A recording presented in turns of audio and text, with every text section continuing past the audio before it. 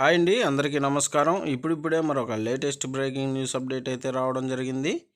అదేమిటంటే తెలంగాణ ప్రజలకు good news, సంక్రాంతికి 2 పథకాలు అమలు అంటూ ఇప్పుడిప్పుడే మరొక లేటెస్ట్ న్యూస్ అయితే రావడం జరిగింది. అయితే దీని గురించి పూర్తిగా తెలుసుకోవాలంటే మన వీడియోని ఎక్కడ స్కిప్ చేయకుండా చూసినట్లయితే మనకు పూర్తి సమాచారం తెలుస్తుంది.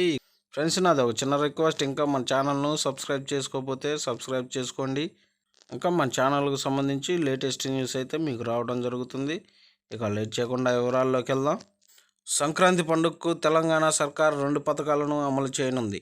రైతుల ఖాతాల్లో నగదును జమ చేయడంతో పాటు ఇందిరమ్మ ఇళ్ల నిర్మాణ పనులను కూడా ప్రారంభించనుంది. సంక్రాంతి నాటికి లబ్ధిదారులకు ఇళ్లను మంజూరు చేయాలని ప్రభుత్వం భావిస్తుంది. కాంగ్రెస్ ఎన్నికల ప్రచారంలో భాగంగా 6 గ్యారెంటీలను ప్రకటించింది. హామీల్లో ఒకటైన ఇందిరమ్మ ఇళ్లను సంక్రాంతి వరకు మంజూరు చేయాలని నిర్ణయించింది. తొలి విడతలో సొంత స్థలం ఉన్నవారికి ఇంటి నిర్మాణం కోసం అనుమతి ఇస్తూ ఆదేశాలను జారీ చేయనుంది. ఇంటి నిర్మాణం కోసం 5 లక్షల రూపాయలను దశల వారీగా విడుదల చేయనుంది.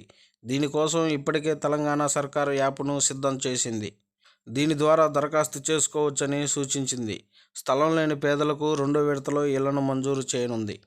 రైతు భరోసా నిధులను కూడా సంక్రాంతికి విడుదల చేస్తామని ఇప్పటికే సీఎం రేవంత్ రెడ్డి ప్రకటించారు.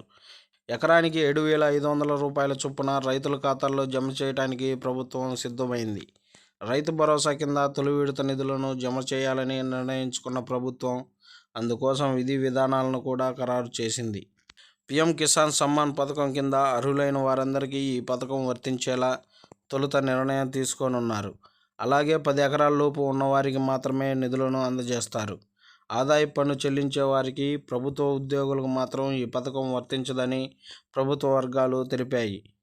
ఇప్పటికే 2 లక్షల రూపాయల రుణమాఫీ చేసిన ప్రభుత్వం రైతు భరోసా నిధులను కూడా జమ చేయాలని నిర్ణయించింది.